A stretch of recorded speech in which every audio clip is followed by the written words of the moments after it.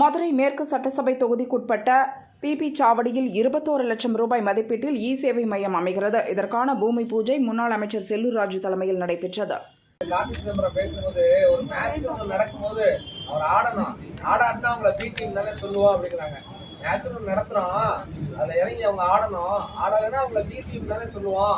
பிஜேபியோட B team சொல்றாங்க. பிஜேபிக்கு எங்களுக்கும் ஒட்டு உறவு இல்லைன்னு நாங்களே சொல்லிட்டோம். இது பேசியாச்சு. எங்கள் பொதுச் செயலாளர் சொல்லிட்டாரு. நாங்கள் எதனால இந்த தேர்தலை புறக்கணிக்கிறோன்றதும் சொல்லிட்டோம்.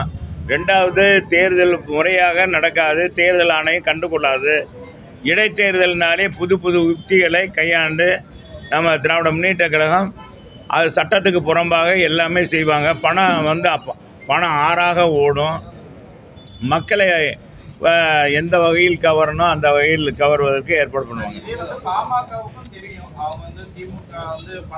அவங்க